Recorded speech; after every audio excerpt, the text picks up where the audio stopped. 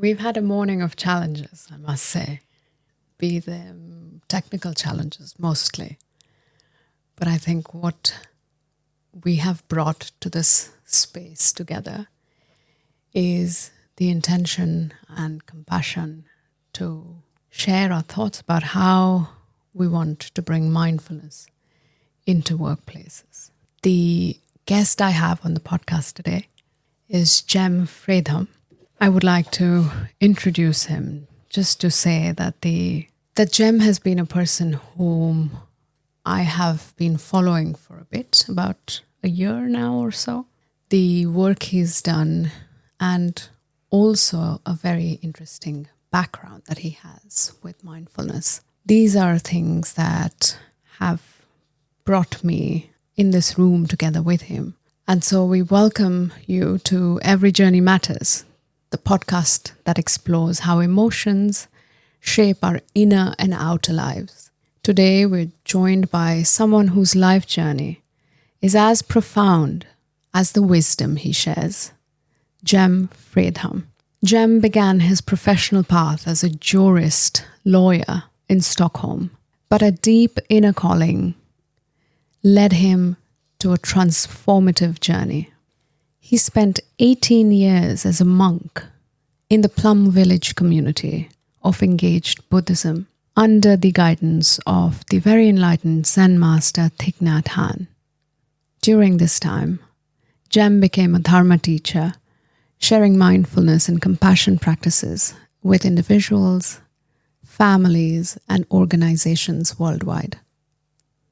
In 2018, Jem faced a significant personal challenge with a cancer diagnosis, prompting a return to his roots in Sweden. Since then, he has continued his mission as a Dharma teacher, offering retreats, courses, and guidance through platforms like Golden Path. His work integrates mindfulness, meditation, qigong, and emotional resilience practices to support individuals in navigating life's complexities. Today, we delve into the themes of anger and fear, exploring how these emotions manifest in our bodies, interact with our thoughts, and what they reveal about our inner selves. Jem's unique blend of lived experiences and spiritual insight promises a conversation filled with depth and compassion. Welcome to the show, Jem. Thank you, Avanti. It's wonderful to be here with you. I can see a smiling Jem. The radiance of his energy is very hard to describe in words. And for people who are listening to us, I hope it reaches them through your voice. Jem, thank you. And my first question today really is that you have trained as a jurist and you've worked as a lawyer before you spent 18 years as a monk. What questions or experiences led you to make such a radical life change? And it's like all of our life journeys, there might be a situation, a choice, a change, a shift that seem radical. But if you live the experience and you see maybe it's a step-by-step process. But it started with actually a meditation course when I went to law school. I noticed with all this self-study at the library that my mind was wandering all over the place. So staying with the studies many hours a day, it was challenging. And my mom recommended a meditation course. So I went and I partook and I learned to meditate. And I started meditating 20 minutes every day. And it made a big difference. Maybe not just mainly on the concentration at school, but somehow something inside of me got calmer, more steady. Life seemed to flow more smoothly after 3 months of meditating every day. Without any special teachings and so on, but just coming back to myself, focusing on something for 20 minutes, not following distracting thoughts or memories or ideas, impulses, but having something to return to over and over again. It started helping me to come into myself, experience myself from within more and more. And with that, I also started recognizing in my studies and then later working that I wanted to be of service. I wanted to help people, not to just have a good career or earn money or something. And I was also noticing that actually what the people came to me when they needed legal assistance wasn't what they were really needing. They're needing reconciliation with their children. They're needing to make peace and to understand what went wrong in this relationship rather than through economic means try to make up for it or to avenge the other person. And so I was looking into how do I want to continue my profession?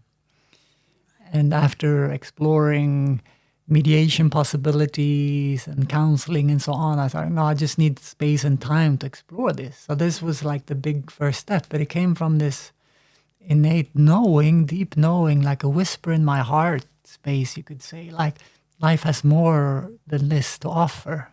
And that is not about material things. I also had that insight, in the process of working, I was polishing my shoes on a Sunday evening, preparing everything to go to the office the next morning. Mm-hmm.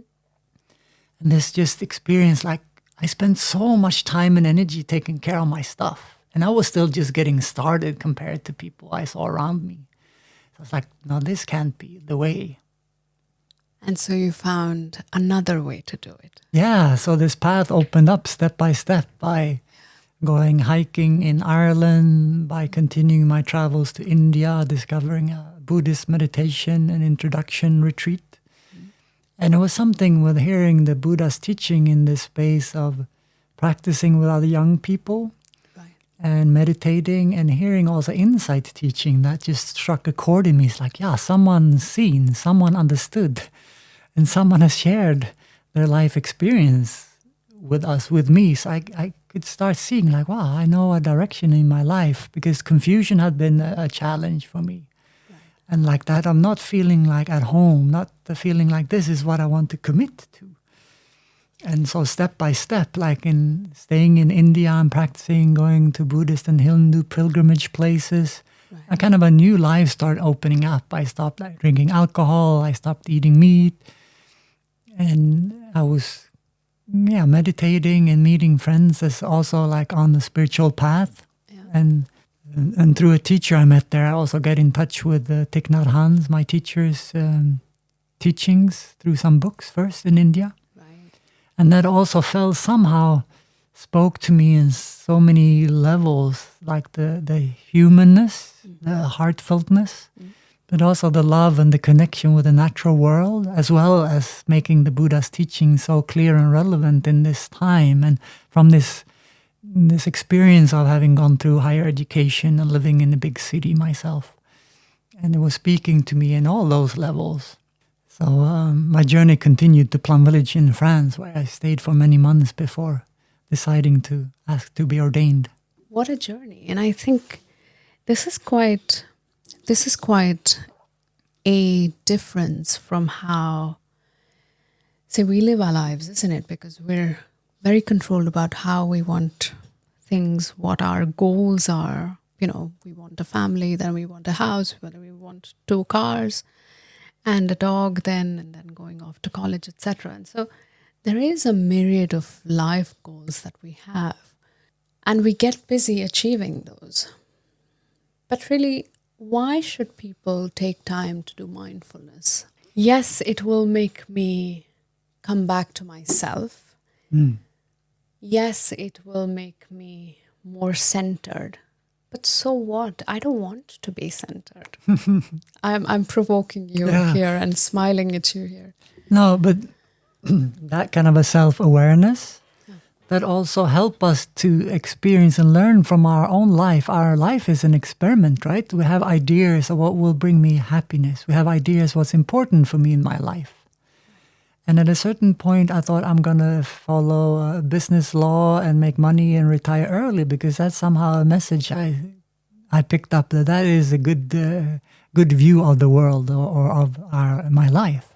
Yes. But discovering how much energy it took to study and so on, I felt that it needed to be of more use. It needed to be. So I started like already at that point seeing that this idea I had of what would be a happy life, already in the present experience, trying to pursue that, I noticed it doesn't work. Even like you work hard for the next exam and you have the exam or you get that employment and then you be happy, but then it opens up a whole new life situation. So life continues. So rather than being fixed on the goal or like where I want to be in that and that time, and then I'll be happy, it's like, how can I be happy now? How can I listen to myself? So I'm actually following what I'm good at, what I enjoy doing, what makes me feel strong doing and engaging in. So when we're like pursuing that goal that is outside of us, maybe in the future, we lose track of the inner compass and knowing where we are. And how can we know where to go if we don't know where we are? Yes, and what lights up our soul or our being gives us energy to pursue what is truly important for us. And so running behind materialistic goals that the society has set up as markers for success don't often meet the same result of satisfaction for us as individuals, because we're all different. We come with different backgrounds.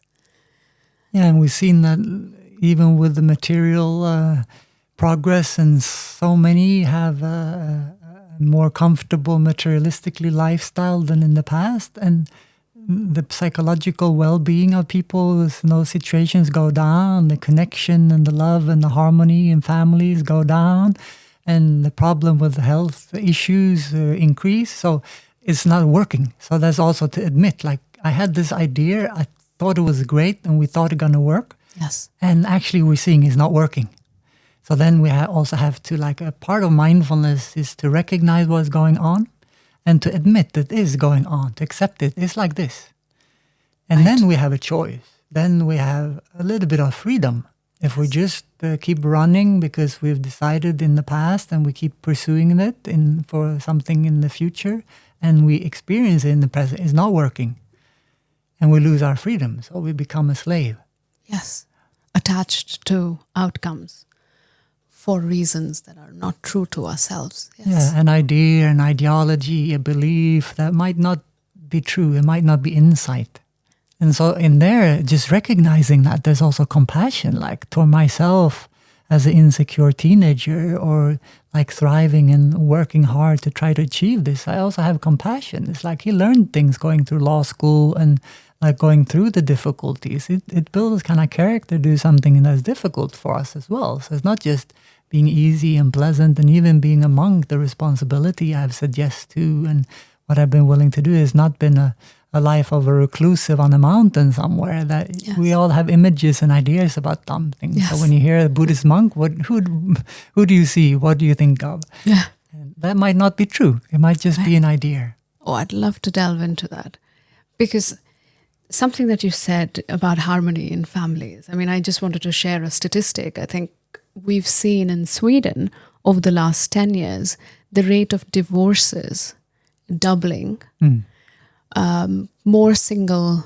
families and single livelihoods, and that is adding to the state's economy as well. More sick days taken by mothers predominantly, and that shows that as a society, we are not feeling well. We're not feeling harmonious and together.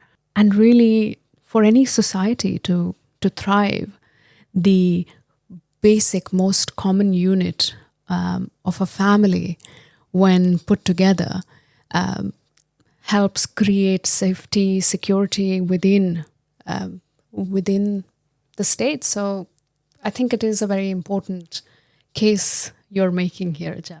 And I think in my journey too, I recognize through going to university, one of the skills I learned, or one of the things I can grow in, was friendships and social interactions.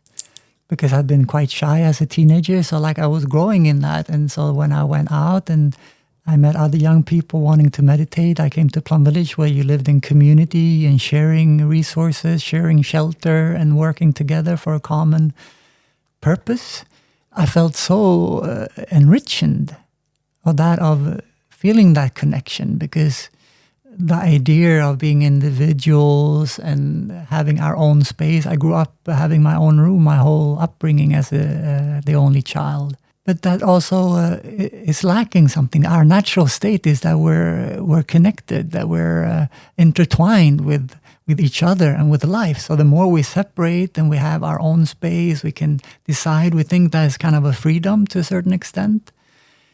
But it also sometimes, and we might not get triggered, so we might not get as uncomfortable that we might get if we're sharing space or if we're opening our space up more. But there's also like a humanness and a strength of friendships and community or family that we're also missing. Yes. And if we're then individuals going to work, and at workplace we're like replaceable individuals, then it becomes quite a fragile and unrooted place in which to live our lives from. And that we cannot be healthy and well in that circumstance. And so it's also with mindfulness practice for ourselves, we can start coming back to our bodies and find that inner grounding, and like that inner community is already within us that we also separate ourselves from many times. We have an idea, I'm this person, or I just listen to my thinking, but I don't feel my feelings, or I'm not in touch with my body.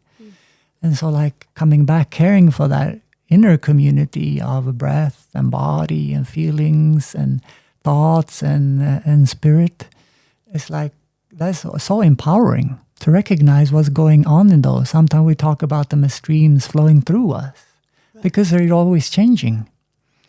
And so instead of like repressing or reacting out on something, an emotion, a thought, we can notice, it's arising, it's staying for a while, it has this culmination, it starts dissipating by itself if we don't like follow it, or we don't have to either repress or act on it. You can just be with it. It's like, no, I'm feeling really upset right now. Okay. It's okay to be upset if we can admit and accept that I'm feeling upset. I'm feeling scared right now. It's like, okay, I'm feeling scared. Is the situation I'm in, is that the thing that is a little bit scary? I feel upset about something. Do I need to protect myself? Do I need to put up a boundary or put my point of view out there? Yeah. Or is it a projection of maybe a past experience? Or we just get in the collective too, there's fear. Yes. There's anger. So sometimes it's not even ours. We pick it up from the collective environment we're in. Yes. So mindfulness practice help us to come back, which help us to be more free and act from the place of sovereignty within us. And then we can be a real human being that contributes to something beautiful in the world, together with others. Oh, this is absolutely fantastic, the way you bring the different aspects together, Jem. I'm going to wear the devil's hat today, right? As two mindfulness, practitioners sitting in front of each other. I want to ask, how can we be mindful today? Because we have wars looming around us. We have difficult political situations. We have reduced economies. We have integration, which is not always working well. And it is creating a flux. It is creating a sense of loss of control. Yes. A sense of insecurity. Yes. Added to the fact that we may not have our own families to support us. That creates a lot of anger and fear and helplessness. Anxiety. Yes, anxiety and helplessness, exactly. Mm-hmm. And so what in your experience can be a way to cut through this conflicting mess of difficulty and helplessness? Yeah. So in coming back to ourselves, we also start where we have something to say. We can take care of ourselves. We cannot control or change other people, but we can do something with ourselves. And to do that, we have to come back. And so we might notice if we're overwhelmed, if we're reactive, if we're feeling hopeless, if we're feeling like, worried about all these things, all these crises going on, we need to come back to care for ourselves so we can calm down and we can have compassion for ourselves. Because if we're like looking at the news just to feeling like we are obligated to keep in touch with the world of what's happening, but we're zoning out, we're putting up a boundary, creating this cognitive and emotional dissonance, then it's not helpful for us to watch the news. Yes. Because we get more and more hardened, and even inside we get colder and colder.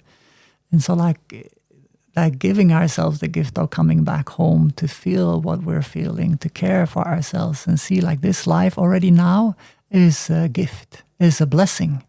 This short human life that is present with me right now, how do I want to use that? Where do I want to use the limited time and energy that I have? Yes. And so we cannot be aware of everything. Yeah. And when we try to, we get distracted and then we cannot do anything really fully. And also not trusting the narrative or trusting what we see as the suffering in the world or what we don't agree with and oppose it.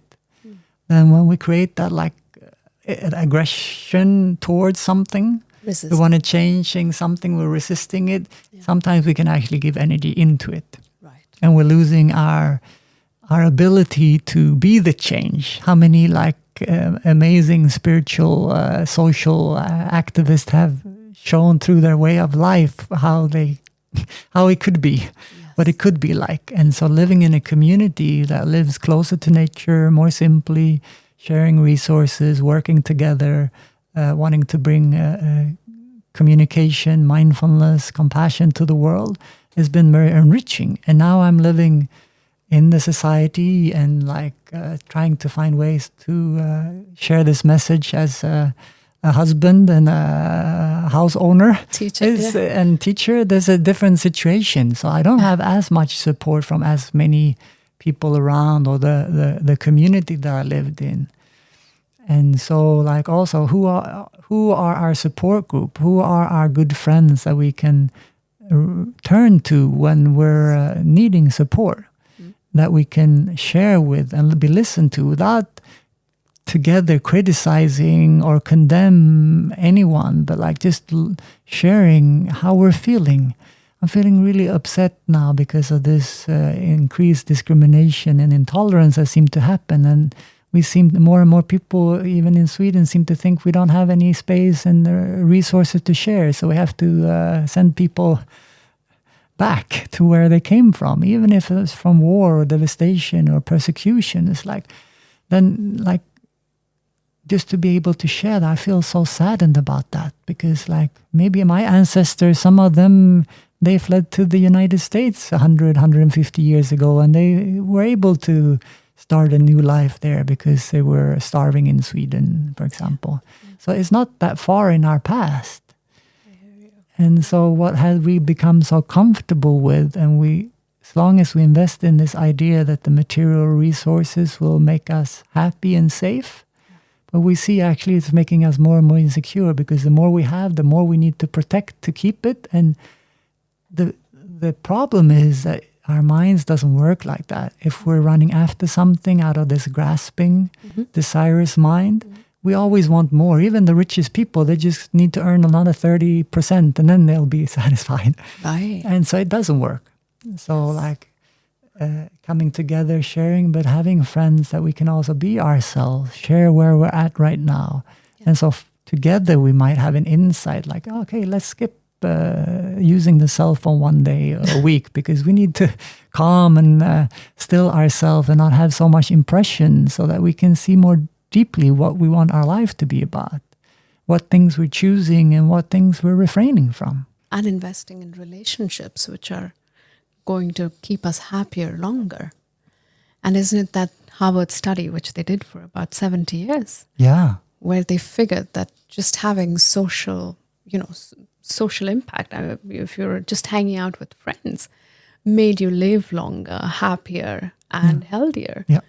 And I think that is what you're saying again here. I mean, with a mindfulness lens to it, but while completely deflating sort of the social drama that we create around it in terms of status and success measures. Yeah. And I think also, for me, friendship can grow deeper when we're present in ourselves. So like my teacher, he say like the most precious gift you can give someone is your presence, is to be there. And so like in training for that, I see is so true.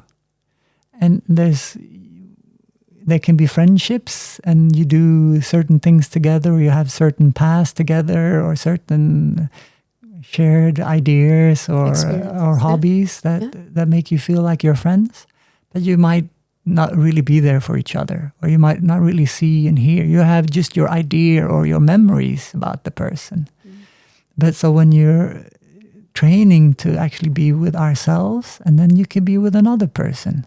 And so without asking, you know if that person just need a calm, clear listening friend. Yeah. If he needs like show what is beautiful and good in the world, we also need to remember the things that are beautiful and good right in this moment. Yes. The things that's wonderful and amazing, because they don't tell you in the news. Yes. We have to remember that. We have to be aware of that. So you have to find your sources of like good joy. News or positive. Like, yeah, it's amazing.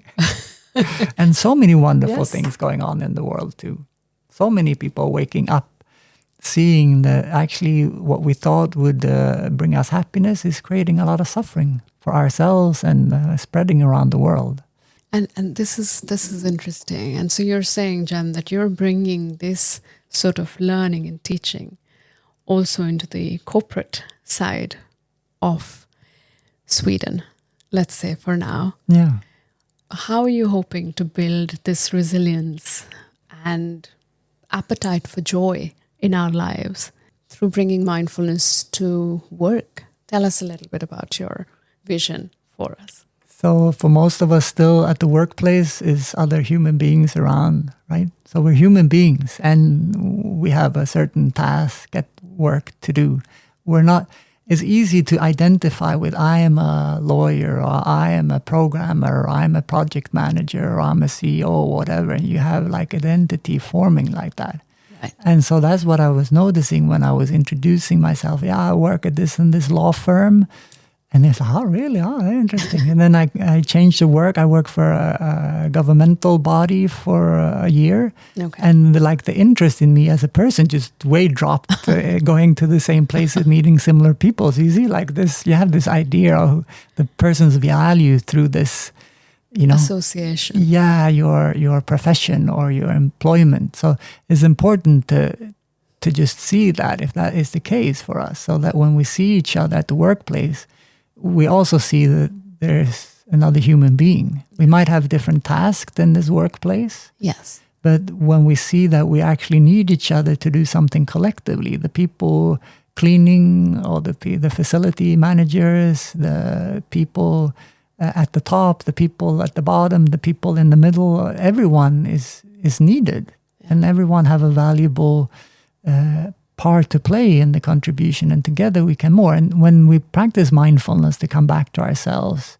and not be so eager to put our point of view out there, or not being too sure that we always know better, yes, we can also listen to each other in a different way.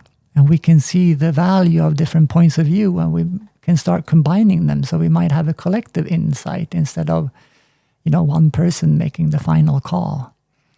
And that's where mindfulness brings awareness, that makes us be able to listen, that brings a sense of curiosity and caring for the people around, that can help this insight and actually ingenuity of your team or your workplace, the employees to increase.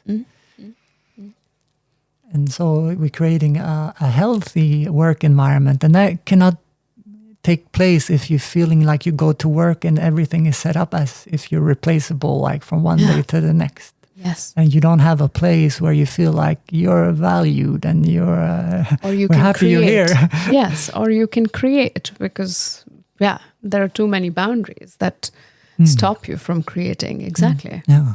So I think that is, if you want to be a company in the mainstream of the old thought patterns, is like you don't want to come have me as a lecturer and lead workshops. But if you're seeing like we value the people we work with and we see them not as a resource, but that's the biggest potential, the biggest investment in our company. That's actually the people that we have here. It costs a lot when people are not healthy. It costs a lot when people come and go because they're not finding their place and their role in a new work environment. It takes time and energy from the company to hiring and letting go of people. So it's like to really see the people as the greatest potential and an investment of the company. I think that helped us build a new economy for a prosperous and sustainable future for ourselves. Especially with AI coming in, I think, which equalizes roles and knowledge. I think that knowledge gap between different levels of individuals in the organization is fast changing as well. So a leader may not necessarily know more than someone who's reporting to them. And so the leader's other skills will need to kick in to say, how can he or she best harness this employee's potential to bring creative solutions to the business goals, so to say. Mm-hmm. Absolutely. Yeah. And so do you work with leaders? What kind of work do you do with leaders? So in my life as a monk too, I had a leadership position as acting abbot for 9 years. I was at the founding board of the Thich Nhat Hanh Foundation. That was the fundraising arm of the community, and some other areas where I was like in the area of kind of helping lead the way, if you will. But in training for that, it was one important aspect, like just what you were just sharing, Avanti, that of seeing the potential, the qualities in people working together and like helping to grow those, helping to give energy to that so everyone can grow into their potential and to be there, to be able to listen, to be a resource of like bringing harmony together and being a resource when there was disharmony and so on. So I think this is an important training and expertise for leaders too, not to be the expert on things, but actually to bring people together, to know how to take good care of the collective insight, the collective experience. So that is a special skill. That's a special quality. And sometimes we need continued training and like coming back to ourselves and seeing it's valuable to be present. Most of us, we don't have our brightest ideas. We don't see the solutions to difficult situations when we're rushing, when we're just doing one task after another. Yeah. We need to be able to stop and pause. Maybe when we're out walking, maybe we're doing the dishes or whatever, something completely different. Yes. And we have like, now I get it. Yes, especially during washing dishes. Yeah, okay. Yes. When you so if you're listening to this and you have like, when I do this, that's when I have these epiphanies. Like, yes. So that's when we let go. We don't like strive to find the solution. We're not like making an effort, but we're actually releasing. Then a deeper part of our consciousness can also be part of it that can digest our experience and things that we've known from the past, and then can help us to have this clear vision of like, I need to do this. And I'm starting to do it in company settings with both talks and collaborating with a group doing, offering mindfulness and insight towards leadership. But it's still kind of a new aspect for me. I've been doing mostly like with individuals of all kinds and, courses and retreats and individual sessions like you were sharing about. So. Yeah. That is so fascinating because I really believe as well that we have to find new ways to build our economy. The current affairs have shown us that we're not going to be sustainably maintaining this state of economy for very long.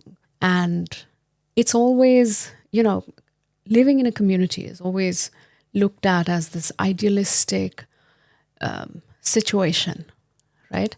Where we say, oh my God, it's perfect that everyone's living harmoniously, everyone's living together. But reality is now we need to make that work in a business context, Jem. we're coming to a stage where if we don't work together, then we could perish very easily, right? People are losing jobs more often. We see the highest amount of startups starting across the world. And so if we did not support each other, that we could as well perish and not be able to support each other. So what are some teachings from Plum Village and from your experience as the abbot of Deer Park that you can bring to how a community should thrive and come together? What are some teachings that you can share here? Yes, at first is to kind of recognize that the economic system as it is now is set up on false ground in a way. Just years and years ago, I read Lester Brown Plan 2.0 as a book about sustainability and looking at the real cost. So he's looking at petroleum or gas, like what would be the cost of 1 gallon, maybe in the US at that time, it was like $2 or $3. Say like the real cost is $15. If you see the damage of the excavation and the pollution and how it affects people living close to the extraction place, the refinery place, the exhaustion through the pipe. And I still drive a car that has a gas. So it's like I'm contributing to this and I'm not paying the full price for it. And our economy is not set up for things to have their right cost. And someone is paying the price. Yes. So the commons is paying the price and the company can pull out a profit from like not paying the full tab of their activities in a way. So I think that's where politics, economics, and ethics go together. So like for us to have a sustainability, we have to find ways of being more in touch with nature, respecting nature, because then we will respect ourselves more, and that can help connect us. We're like, which planet do you live on? Yeah, right, exactly. And you're listening, and me, we're living on the same planet. So we share this bioenergetic sphere of intelligent life that that we're all dependent on. And so if we're not living in harmony with that, so like coming closer to nature, and that's the beauty of living more simply, is that you have time also to enjoy the moon or the flowering. You live closer to nature. And then some people ask me like, but how, you live in the city and you work in the office and then you quit and you live in such a different experience. So how can other people do that travel? Or how do you bring one insight, one experience into the other? And that's not easily done. I think one thing too is to see like where we're starting at, what makes me happy? Yeah. And what are my real needs? What kind of level of things do I need to have in my life? So what do I need to bring in? And also as a company, like we're losing some, if we can let go some of that, the idea of what we need to look like, but we're genuine, we have enough clothes, enough shelter, enough food, and enough money to feel safe and so on. And we need that, all those kind of basics to be happy and to feel well. But like that thinking that the extra of all those things will bring me happiness, to let go of that. See, like the wondrous thing of having a project work out and we are collaborating together, we're feeling this harmony and strength, and you feel like you have this moment where space and time shifts. Like when you're really together, like the present moment, it becomes different from when you're like, oh no, I'm just waiting for this meeting and you're stressing to the next. So I have trust that there is a miracle going on in this present moment. And we can live that and work from that place of harmony and flow with nature and with the earth, with the cosmos, even in the corporate setting. Yes. And there used to be an adage, they said that time is the best healer, right? But time was the healer when we were with people, who helped us heal. But time cannot heal us alone. We need people. We need people who can care for us, who understand us. And I think, yes, that stays at the very, foundation of any community. So, And also with that, like we're talking about a little bit about emotional resilience and so on. So like it doesn't work like time is a healer in a way if we repress things or it's just there, but we're like busying ourselves with so many other things. We're not daring to really feel that grief or that fear or something. But that is still within us, and it's going to shape how we see the world. It's going to shape how we act in the world. So like the extremes of repressing or acting out Yes. is not helping that healing take place. I love that. I completely agree with you. I have, and you say it so elegantly. I cannot think of a question, but I think we've sort of resolved that question. And then we need entrepreneurs. I've been in some tech companies in California where like a huge corporation also see that they need to have some kind of mindfulness or pausing or like that part to encourage employees to bring that into their life and seeing that it has a positive experience of not burning out, of Yes. being able to rest and recuperate so that you can really be there for your work and have these new ideas and creativity flow because you're not exhausted or you're just following the next thing. Like we're not just following one looping thought to the next. Yes. So there are, and there's many entrepreneurs that see like there's another way of doing certain things. So that's also like maybe the ones that I would be invited or willing to work with in a way too, that is willing not just to have mindfulness to survive a oppressive daily environment, yes, but actually to help bring some beautiful change and examples to the world that we can actually even do business and be a healthy business on other principles. Love that. Yeah. Which are shared principles that come out of talking to other community members and looking at what values we want to build as a community.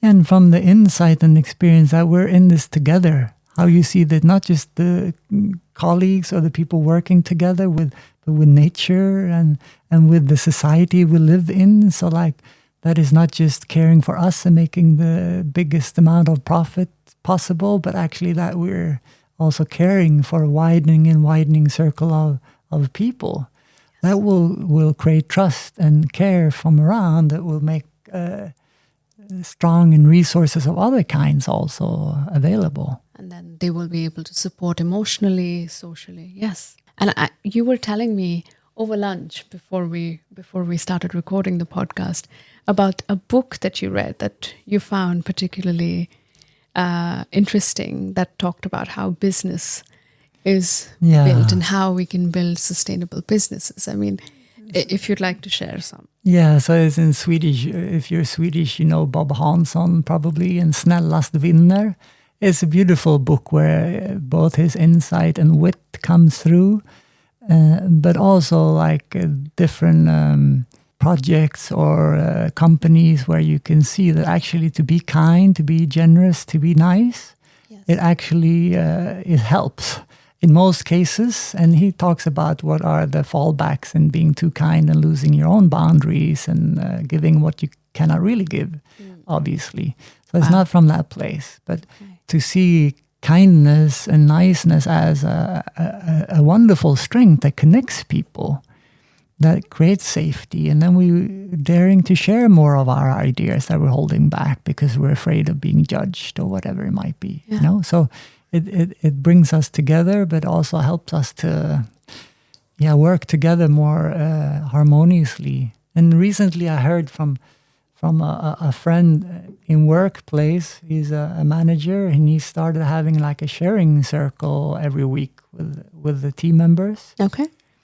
And he was seeing like over a period of time. So you share personal experience, what's easy in your life, what's wonderful, what's difficult. And so you become human and a little bit vulnerable, and you learn how to listen to each other. And what happened through doing that over a period of time is that people started solving things together. They helped each other out more. They had like more time, like at the end of a project, and things were like they solving things. So actually you see the that's the one main thing that they shift. And it has all these beneficial contributions because people can relax and they're allowed to be themselves. Yes. And then you start helping each other out more. And then you can in that just of opening up that we're human and I have some challenge. Even the manager then or the boss, can you share your suffering or your challenge, your stress with the employees, and we all listen, not to solve anything, not to fix something, but to just have practice of not just meetings to have agendas, but just listen to each other, to hear what's up. And then you can remove a lot of the thing that actually in between us in working together, and there's in between the flow and the harmonious, wondrous ingenuity of the team or the group. Yes. So there's some of the examples where you show actually people are trying this and it's working. And it doesn't take a lot of time. Yeah. It doesn't take a lot of investment. I think the only investment is being interested in the other person's story, the investment in human connection, which should not be very difficult. And we seem to have forgotten it thanks to our mobile phones or the devices that we use for everything else. I mean, we book our own flight tickets and Airbnbs and everything. So we are doing a lot more, but there is a cost that it comes at, that we're losing the human connection to another person. And I think you're mentioning the mobile phone, and here mindfulness practice helps too. It's like when I pick up the phone, that's one meditation I do with companies, or even at a high school I was at recently. It's like you pick up the phone and how do you feel? How is your relationship to the phone? And if I ask you to turn it off and put it away, would you be okay with that? You know, what happens in you with that? And I just heard a friend as a teenager, their children are teenagers, and in school, one of them, they couldn't use the phone for the whole day in school. Yes. It's in 9th grade, I think they are. Yeah. And she noticed that they were talking more in the breaks. They were getting to know other people. They were playing cards or playing games with each other rather than everyone being then absorbed in different directions, or silently communicating with one or two others instead of being as a group. And that also brings us together, but also develops and trains us in these social skills. So seeing the power of community, of being together. So we don't just trust that. And I love having my personal space and quiet space to come back to. So I see the need for that, but not at the expense of being with others and learning and sharing and, going through the flow of being together. Wow, how exciting. And I think social media and phones, I think I have my kids and they're teenagers, and I feel very touchy about this whole mobile phone topic because, their school doesn't allow it either. But the amount of screen time they get at home, because they have the handicap of saying that they don't watch any screen at school, then that is, I have issues with that. But I think it's more between kids. And I think there is, because it's all so new age, the capability and the promise that social media brings and the device brings is so large and so tempting that it is a really good match to our test of, discipline and sanctity and being, focused. So I think we are also becoming more mindful because we have these devices that take our attention away, and so you try to do your best to become indistractable in that sense. So looking at our own relationship with the phone, then could we be without it for a whole day, or So it's also as a parent or even as work, how impulse driven are we to feeling because it's restlessness, or is looking for something, is hoping for some confirmation or something. Some of the time we'll look at the phone at least. Yeah.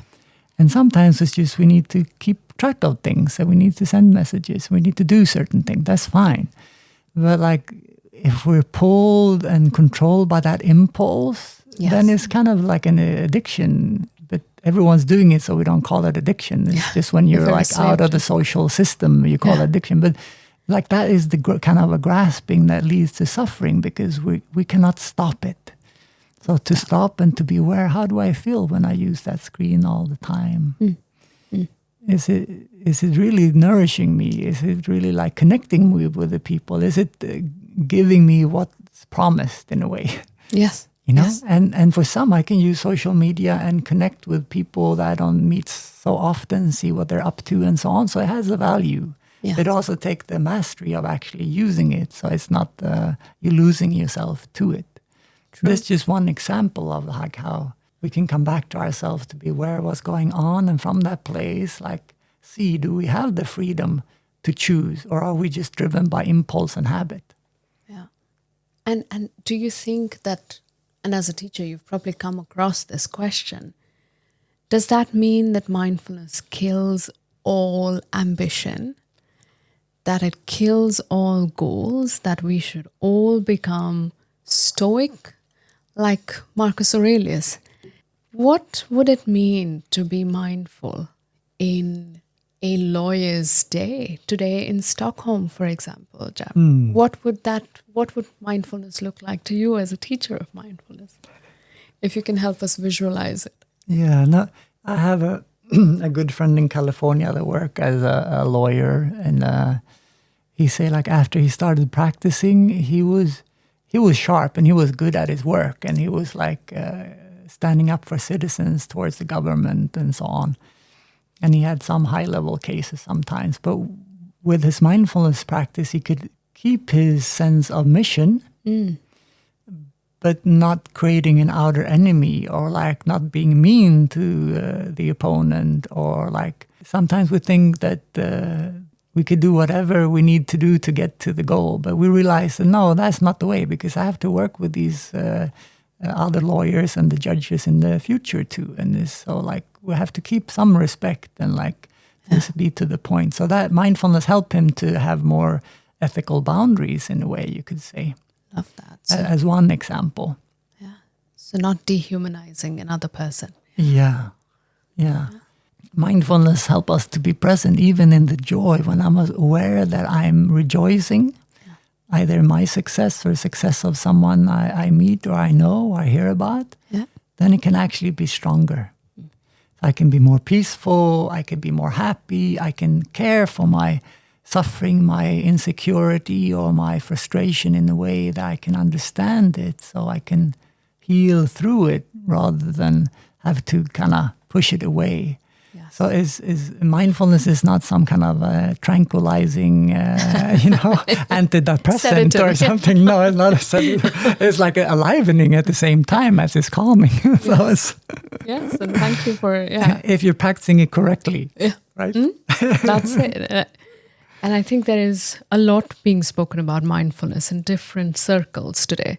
You go to a yoga studio, it's been spoken about in the research sort of context. It's also been talked about in spiritual practices.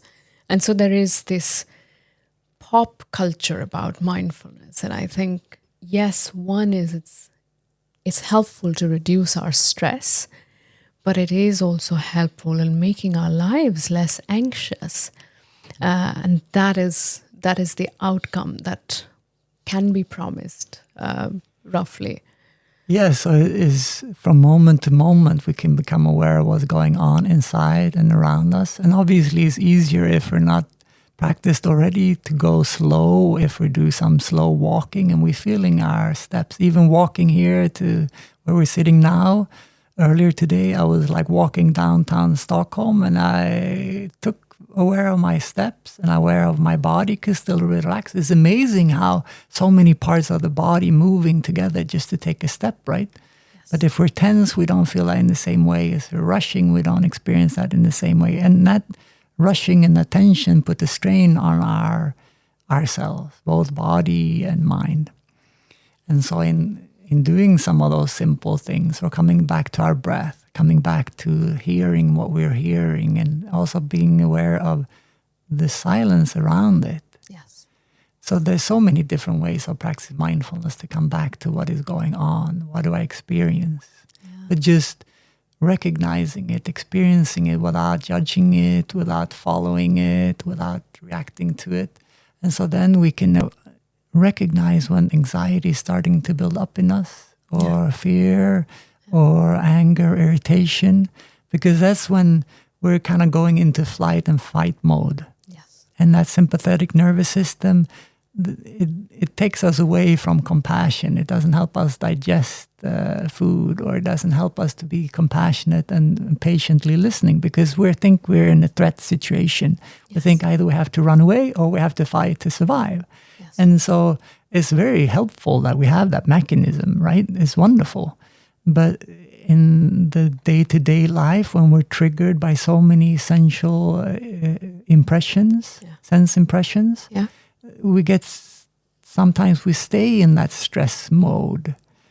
And then we cannot relax. We have difficulty sleeping. We're easy react to something. We're like, our span, it limits and limits. So it's the same way as we build up our lives sometimes. That is not sustainable. We need to make all this money to make it work. Yes. Or we need to finish all these things. So become more and more stressed. So we're actually losing ourselves to tension, to worry, to stress. And then obviously we're going to become angry because everything will become an obstacle to coming to the finish line, because I'm really to grasp it. Yeah. Yes. And so in the process, we have this tunnel vision, like learning how to drive. They say no, when you drive fast, there's a tendency to get a tunnel vision. Yeah. So it's like you have to look from side to side and up and down, and maybe slow down a little bit if you're speeding. So in our lives too, mindfulness help us to do that, not get into the tunnel vision. Because we know it's not safe driving. So how can it be safe living our life from tunnel vision or fight and flight response? Love that. Love how you put it across. And it's not sustainable to live in tunnel vision. That is a beautiful rendition of an experience of mindfulness. Thank you, Jem. I feel like I want to now pivot a little bit from the business and sort of the busy city ship that we've spent time in, into a little bit of the past, even though, we're talking about mindfulness and living in the present. But I think for the sake of people who are listening in and want to hear about your experience, I mean, I am certainly very excited all morning today also, because of all the stories I've heard about Plum Village and your ordinance by Thich Nhat Hanh. Please tell us a little bit of your memories of what your day would look like, or impressions that you want to share with listeners so that they can glimpse a day in Plum Village. So that is a big question. But when I first saw Thai do walking meditation, basically Thai did walking meditation wherever he went. It's like taking his time. But I was standing to the side, and just that kind of stability, that gentleness, and that unperturbability is like unshakable and still kind of just flowing with life. It so moved me. So like something inside me is like, I want to learn how to walk like that. Yeah. So that's the first time I saw Thich Nhat Hanh in person. And from that, I felt like, this is my teacher. Yeah. And also the teaching by example. So like when we're a parent, when we're a leader, or when we're the Zen master, you know how to lead by example, because that's what actually people around you, your children, your students, will pick up the most. Yes. And that will shape things. You can say one thing, but if your acting, your presence is not aligned with that, it doesn't come through. So for me, that embodiment, that was like a huge, made a huge impression on me. And I want to be able to live like that to some extent. Yeah. And so in training for that, both having the hobby of meditation and time in nature and living together, I felt really enriching, but then also working to sustain an international meditation center that people came on retreats and so on. Right. And so it's such a precious 18 years of my life. And when I then left and live back in Sweden and disrobed and so on. It's about 5 years ago now. People ask, do you miss it? And it's like somehow like we can reflect on the past and we can reflect on the future because we want to have not ambitions or to get goals, but an aspiration. What are our dreams? We need to dream. Right. To feel and experience what's most important. And so like I lived that and I was wholehearted with that for 18 years as a monk. And I knew I'm not separating myself. I'm doing something I'm again called to do. My deep aspiration, my dream wants me to have this experience of living in a relationship where I can grow together like that and to offer teachings and practice more like in the society without the form of a Buddhist monk. Yes. And so in that sense, like aspiration, dream is really important, but we don't depend on getting something to be satisfied, but just having the aspiration and acting on it. Yeah. That brings us also hope because we come back to our potential. It's an empowering process. Yeah. And so Thai taught me a lot about that, being also a social activist and peace maker and so many wonderful qualities that he shared. Well, it looks like we will have to record a new episode for all the remaining questions I have for you, Jem. And for the possibility, let's do that. and for the possibilities, absolutely, for the possibilities that mindfulness brings to us to enrich our lives, be it at work, at home, or in a community. So I want to give you the last 5 minutes to sort of tell our listeners where they can find you. Tell us a little bit about how you want to leave us today. I mean, what are the words you'd like to leave us with? Please share. Yeah, so with mindfulness that we explore a little bit, we can be aware of anything. Anything can be an object of mindfulness. And that within it, if we can stay with it, we start having some concentration. We can be more in contact with what is going on inside or around us. And then insight can appear. And with insight, we understand how we're connected. We understand how things are, how things came to be. So it's natural that we have more love and compassion. And then our thoughts, our words, our action can come from a different place. Yes. Not just our habit or our idea, but from a place of insight, from a place of heartfulness as well. And so that's what I share in different ways, both in English and Swedish. Yes. Our website is goldenpath.se. And you find me on LinkedIn and Instagram. And some of the events I host online and some in person. And I also give talks to companies. So you feel like interested, you just reach out to me and we can discuss also that. So it's... And what to leave you with. Like, you are worthy to live a rich and peaceful life.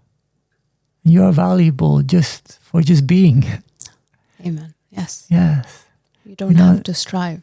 Or achieve or produce something. But coming from that place of seeing like, wow, I'm a wonder.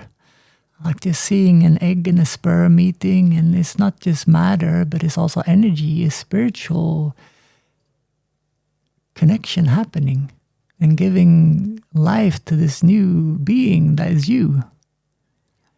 And that is you in this present moment. You still have that past. You're standing on that past. And what is the future you're creating in this moment? So like reflecting a moment, what is my aspiration? What is my dream? What's most important for me? Love that. Love that. As a professional, but also as a human. Yes, exactly. Jem, what can I say? I mean, thank you for everything. It was my pleasure to host you here at the park today. I do definitely hope to see you back again in person very soon. I would like to say goodbye now, and to all our listeners, thank you for joining in, and we'll be back with another new episode very soon. Thank you for listening. Yeah, thank you, Avanti, for a beautiful, heartfelt sharing today.